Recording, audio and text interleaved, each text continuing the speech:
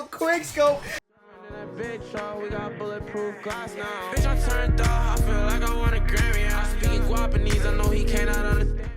Hey yo, it's your boy Tommy coming at you with another Bullet Echo video, and today we're going to be playing as Blot, one of the best snipers in the entire game. As always, we're going to go over his ability and his statistics before we hop into a few games with him. And of course, in the comment section down below, let me know what hero you want to see me play as next. I think we are almost all the way through every single hero in the game. Once we are done doing so, we will be making a hero tier list video so you guys can see who I think are some of the best and worst heroes in the game. We'll keep track of that tier list and change it up as the seasons roll along. But without further ado, let's hop right into his statistics. So as I already said earlier, Blot has a sniper rifle. I've got him at level 60 ultimate with a power level of 1022. He's got 436 health, 915 armor. So finding armor plates are really important when playing as Blot. But his sniper rifle does 1242 damage.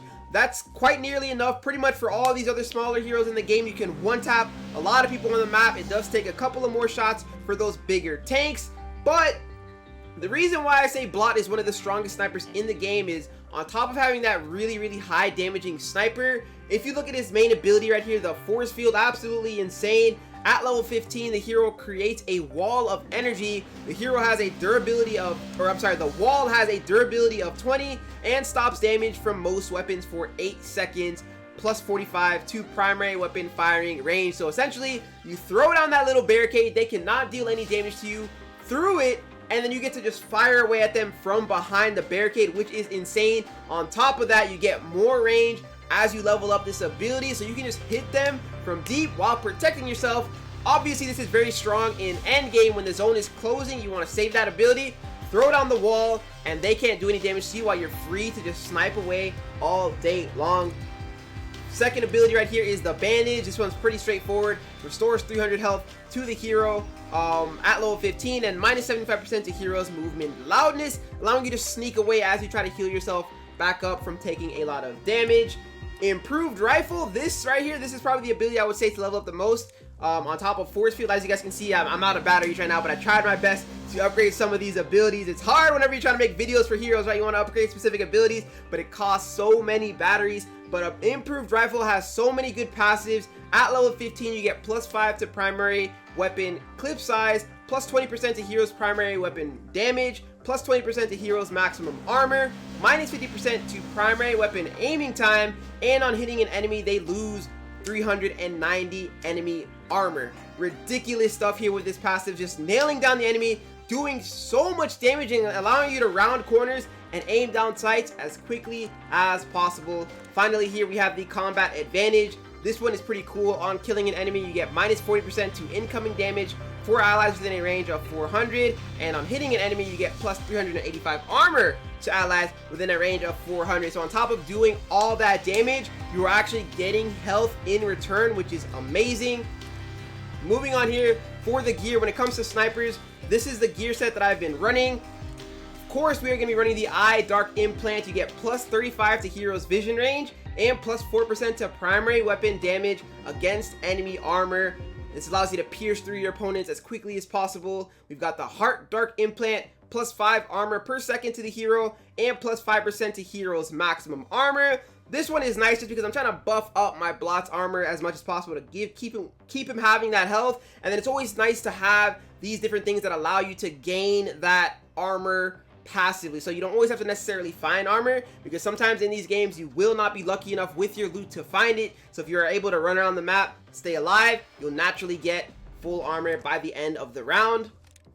Here we have the Arm Dark Implant, plus 10 to hero's aimed fire range and plus 1 to hero's primary weapon clip size. This of course is very nice. Just whenever you're running a sniper, you don't have that many clips per round usually, so you want to be able to have that extra clip. And on top of that, more fire range equals allowing you to stay away from your opponent while still hitting them with all of that damage. And then finally, we have the Leg Dark Implant, which gives him plus 3 to primary weapon piercing power and minus 8% to primary weapon aimed fire spread. This is really good for narrowing in and zoning in on your enemies, and like all these things combined with the fact that he has abilities that allow him to narrow that spread and increase his range when using that force field, is amazing. Of course, since I am running all 4 of these Dark Implant, we get the Dark Predator set bonuses. We get plus 5% to primary weapon damage against enemy health, and we get minus 10 to heroes aim fire range, allowing him to continue to knock down enemies from deep. Let's go ahead now and hop into a few games here with Blot so I can show you guys exactly how I play him. Into the first game here with Blot, we're actually able to find ourselves some armor here off rip, and I just spotted an enemy barely. I think I'm going to go ahead and rush him. We've got a bunch of armor to our name, and we've got the pistol out. His pistol is decent. There's actually so many people here. Gotta be careful. One tap the ghost.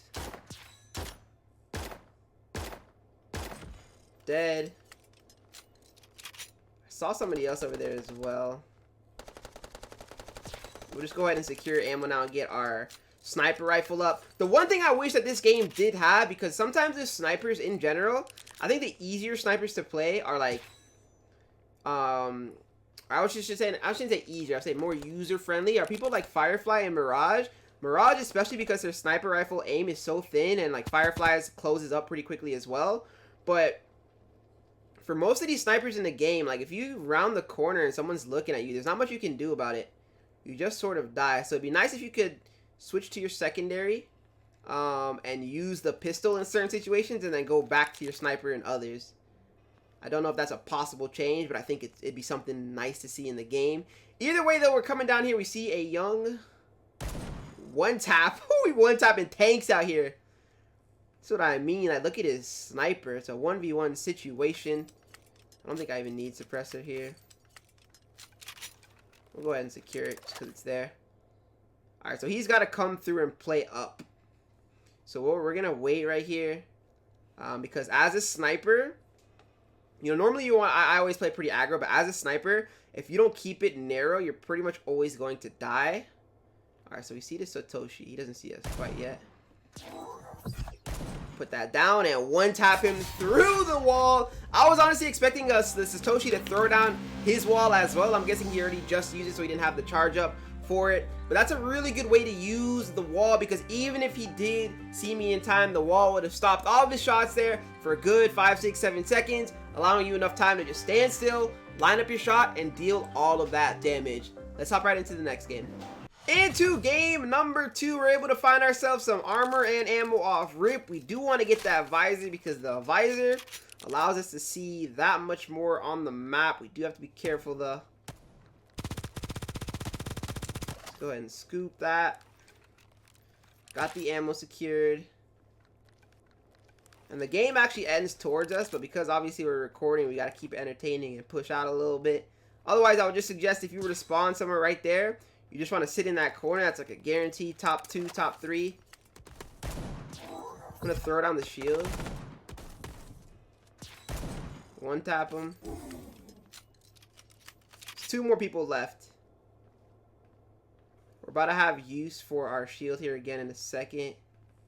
I might actually just vibe here.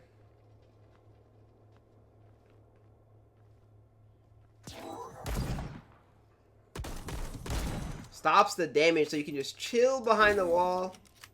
Oh, Firefly or something.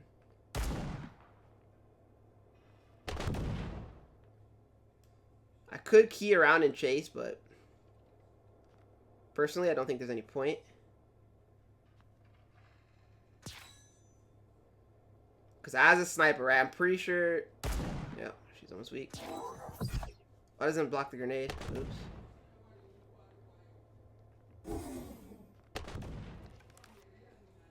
Okay, let's just stay all the way back here.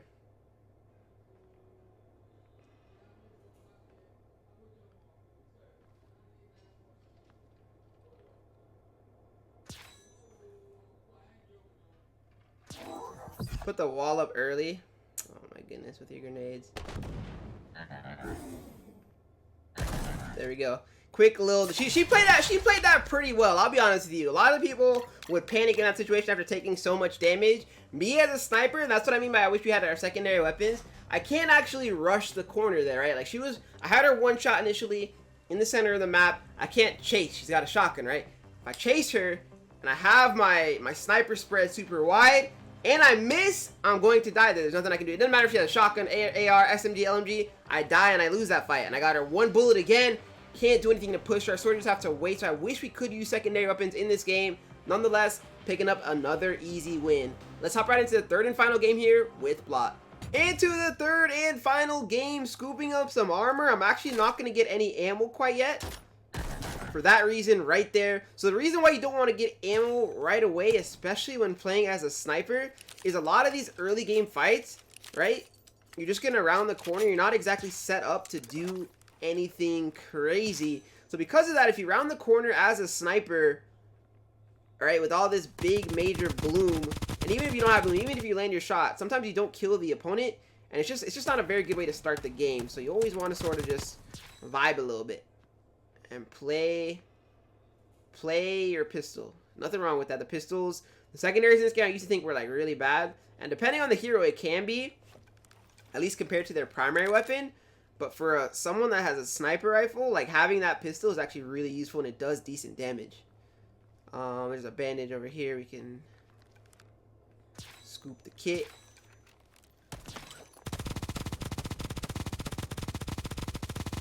That is a tank.